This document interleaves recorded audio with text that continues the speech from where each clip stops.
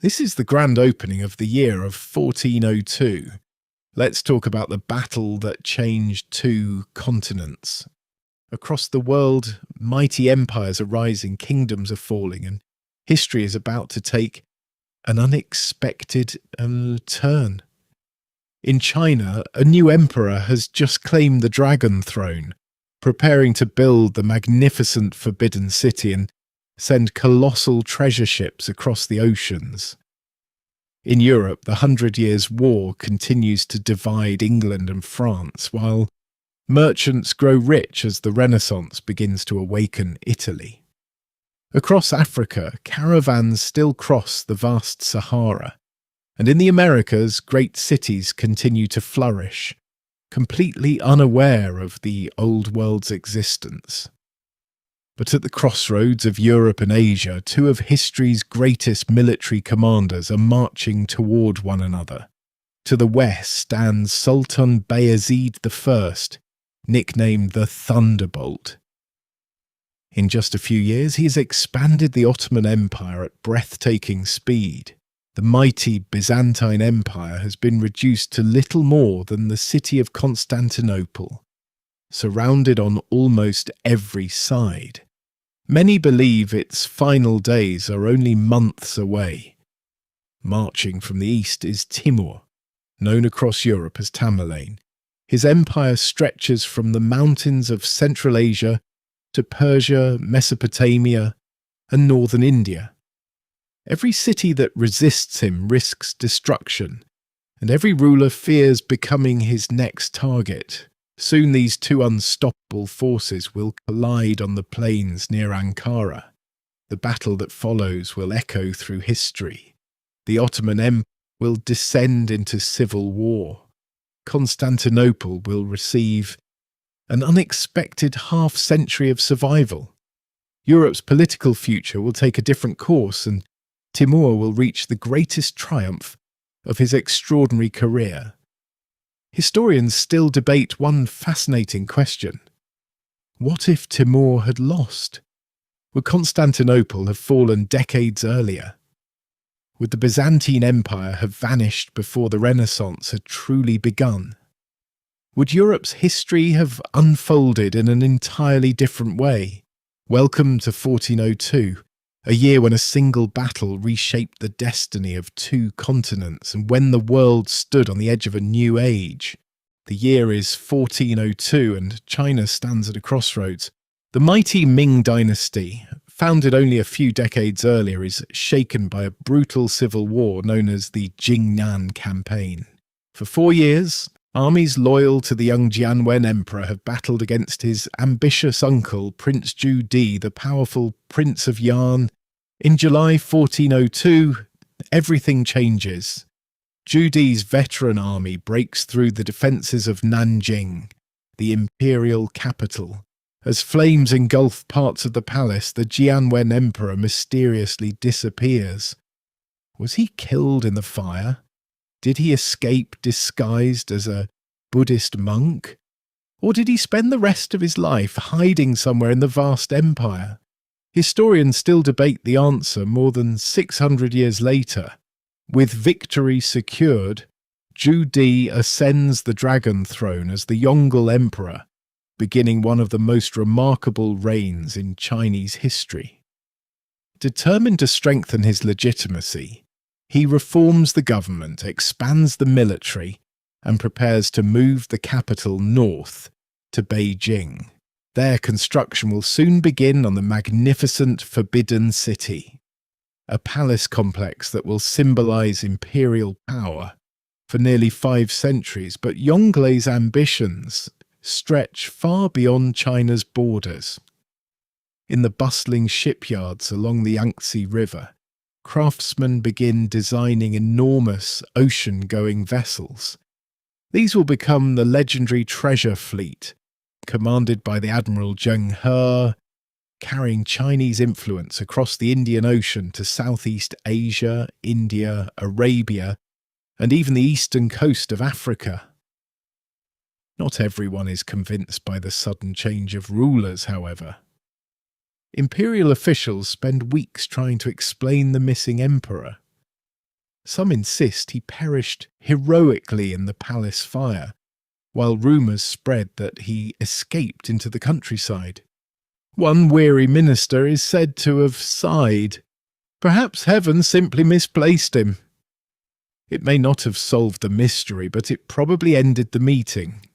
As one emperor vanishes and another rises, China enters a new golden age that will reshape Asia and leave its mark on the world. The year is 1402, and no ruler inspires more fear or admiration than Timur, known in Europe as Tamerlane. Though he claims descent from the great Mongol tradition, Timur has forged an empire through his own military brilliance, determination, and relentless ambition. From his glittering capital of Samarkand, his dominion stretches across an astonishing expanse. It reaches east toward the borders of India, west through Persia and Mesopotamia, north into the steppes of Central Asia, and south towards Syria. Along the ancient Silk Road, caravans carry silk, spices, precious gems and knowledge, while cities rebuilt under Timur's rule flourish with magnificent mosques, gardens and blue-tiled palaces. Yet Timur's rise has come at a terrible cost. In 1398 he invaded northern India and sacked Delhi. The following year his armies swept through Mesopotamia, capturing Baghdad after fierce resistance. By 1401 they had marched into Damascus, one of the Islamic world's greatest cultural centres. Each victory added to his growing legend, and each defeated ruler wondered where Timur would strike next. Now, in 1402, his gaze turns toward Anatolia, where another rising empire blocks his path. The mighty Ottoman Empire under Sultan Bayezid I. Two of the medieval world's greatest commanders are preparing for a confrontation that will determine the balance of power across Asia and Europe. Despite his fearsome reputation, Timur was not consumed only by war. He had a deep fascination with strategy and was an enthusiastic chess player. According to tradition, he found the standard chessboard too simple, so he commissioned an expanded version with extra pieces and a much larger board. If ordinary chess was a battle, Timur preferred something closer to commanding an entire empire. Perhaps his generals wished he approached real wars with the same leisurely pace. As Timur's armies gather beneath banners fluttering in the desert wind, the roads of Anatolia lead toward one inevitable destination, the Battle of Ankara, where history itself is about to change. The year is 1402, and on the sun-scorched plains outside the city of Ankara, two of the greatest military commanders of the medieval world prepare for a battle that will alter the course of history. On one side stands Sultan Bayezid I, known throughout Europe and the Middle East as the Thunderbolt. His lightning-fast campaigns have transformed the Ottoman Empire into a formidable power. Much of the Balkans has fallen under Ottoman rule, and the ancient Byzantine Empire has been reduced to little more than the heavily fortified city of Constantinople. Many believe its final defeat is only a matter of time. Facing him is Timur, the conqueror whose empire stretches from Central Asia to Syria. Fresh from a string of astonishing victories, Timur now marches into Anatolia, determined to confront the only ruler powerful enough to challenge him. On July 20th, 1402, the two armies collide. At first, the Ottomans fight with remarkable discipline. But as the battle unfolds, Bayezid faces an unexpected disaster. Several Turkish beyliks that had been absorbed into the Ottoman Empire recognized Timur as their former overlord and switch sides in the middle of the fighting. At the same time, Timur's forces control vital water sources, while the summer heat exhausts the Ottoman troops. Surrounded and outnumbered, Bayezid's once mighty army begins to collapse. By nightfall, the impossible has happened. Sultan Bayezid I is captured alive. The Ottoman Empire, seemingly unstoppable only days before, suddenly plunges into a bitter civil war as Bayezid's sons struggle for the throne. The conflict delays Ottoman expansion for more than a decade, giving the Byzantine Empire an unexpected reprieve and postponing the fall of Constantinople for another half-century. Few battles have changed the destinies of both Asia and Europe so dramatically. A famous legend tells of Bayezid asking his victorious rival, "Why are you laughing?" Timur is said to have replied, "Because heaven has entrusted the world to a lame man and a blind man." Whether those words were ever spoken remains uncertain, but the story has survived for centuries because it perfectly captures the extraordinary encounter between two remarkable rulers, one partially lame, the other said in some accounts to have impaired vision. As the dust settles over Ankara, the balance of power shifts. A single day's battle reshapes empires and rewrites the future of two continents. The year is 1402, and while empires rise and fall across Asia, Western Europe is struggling with a different kind of battle, not one fought only with swords, but with politics, ambition, and royal bloodlines. In England, the throne has recently changed hands. Only 3 years earlier, King Richard II was deposed by his cousin, Henry Bolingbroke, who became King Henry IV. Richard soon died in captivity, leaving behind rumours of murder and unanswered questions. Henry now faces the enormous task of uniting a divided kingdom. Rebellions simmer in Wales under Owain Glyndwr. Powerful nobles test the new king's authority, and the wounds left by civil conflict have yet to heal. Across the English Channel, the 100 Years' War has entered a quieter phase, but peace remains fragile. In France, King Charles VI still wears the crown, yet his reign is overshadowed by recurring bouts of mental illness. At times he fails to recognise his own family, forgets he is king, or believes he is made of fragile glass. During these periods, rival princes and ambitious nobles compete fiercely for control of the royal government, each claiming to act in the kingdom's best interest. While no great battles dominate Europe in 1402, the political foundations of future conflicts are quietly being laid. The instability in England will eventually produce legendary commanders like Henry V, while France's internal divisions will make it vulnerable when the war resumes with devastating force. Medieval politics could also be surprisingly entertaining. English nobles devoted enormous energy to proving who possessed the stronger claim to land, titles, or even the throne itself. Family trees grew so complicated that one noble might spend the morning tracing his ancestry back 6 generations, and the afternoon arguing that his cousin's great-grandmother had married the wrong uncle.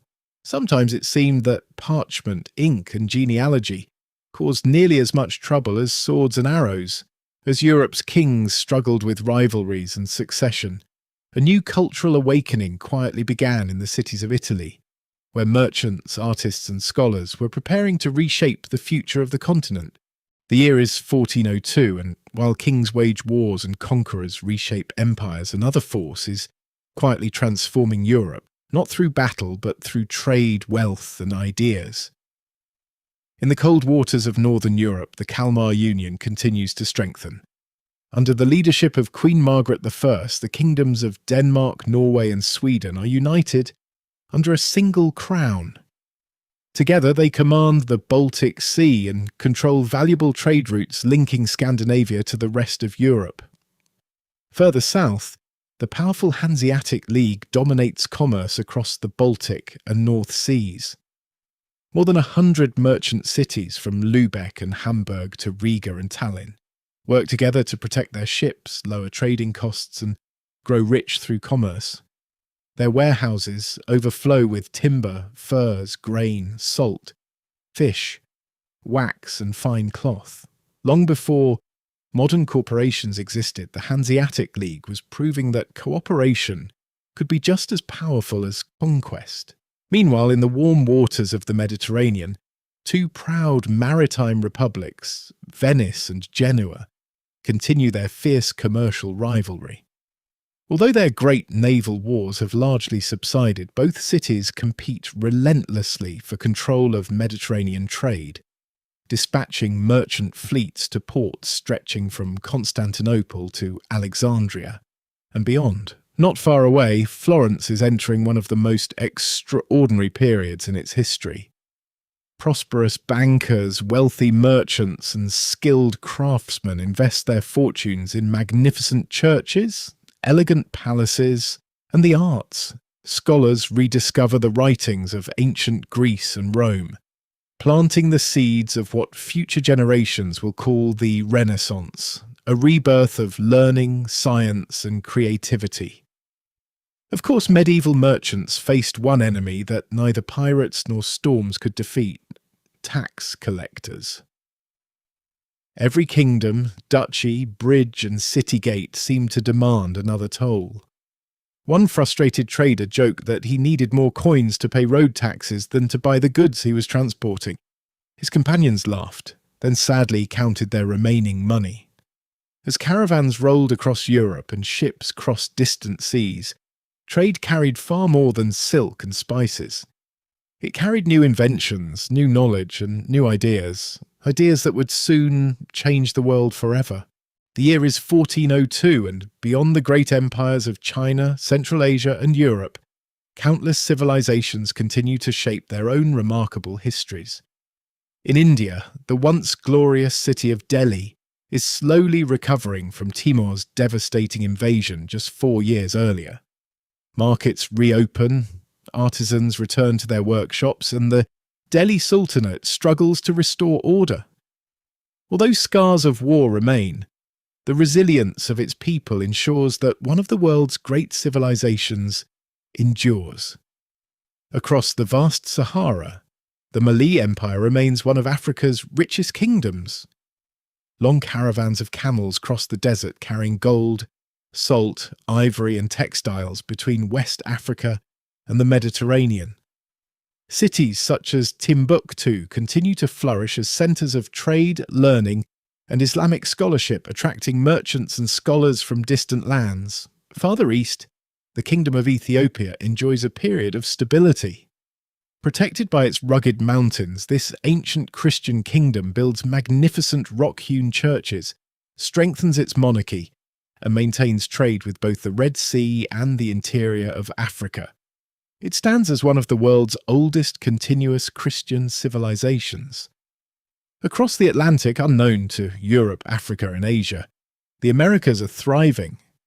In central Mexico, the island city of Tenochtitlan, founded less than a century earlier, is expanding rapidly. Its canals, temples, and bustling marketplaces make it one of the most impressive cities of its age.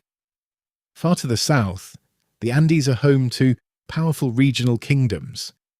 The Inca Empire has not yet risen to dominance, but the foundations of one of history's greatest civilizations are quietly taking shape. Looking back, it is remarkable how advanced these societies had become, even though most knew little or nothing about one another. Imagine, for a moment, a merchant from Ming China, another from Venice, a camel trader from Mali, and a market seller from Tenochtitlan somehow meeting in the same marketplace. They wouldn't share a common language. They wouldn't recognize each other's maps. They would probably stare in amazement at each other's clothes, food, and strange currencies. But within a few minutes, every one of them would discover the universal language of commerce, a smile, a raised eyebrow, and the timeless question, can you make it a little cheaper? As 1402 draws to a close, one truth becomes clear. Though separated by oceans, deserts, and mountains, the world's civilizations were all writing different chapters of the same human story. A story of ambition, resilience, discovery, and endless curiosity. As 1402 draws to a close, one truth becomes clear. Though separated by oceans, deserts, and mountains, the world's civilizations were all writing different chapters of the same human story. A story of ambition, resilience, discovery, and endless curiosity. The year 1402 was more than a date in history. It was a turning point. From the battlefields of Ankara to the palaces of Beijing, from the markets of Venice to the deserts of Mali, from the canals of Tenochtitlan to the mountains of Ethiopia, civilizations faced challenges, seized opportunities, and shaped the future in ways they could never have imagined. Some built empires through conquest, others through commerce, innovation, or culture. Most had never heard of one another, yet together they formed a world that was becoming increasingly dynamic and interconnected. Join us next time as we continue our journey through history to another remarkable year, where new explorers set sail, old conquerors meet their end, and the world moves one step closer to the age of discovery.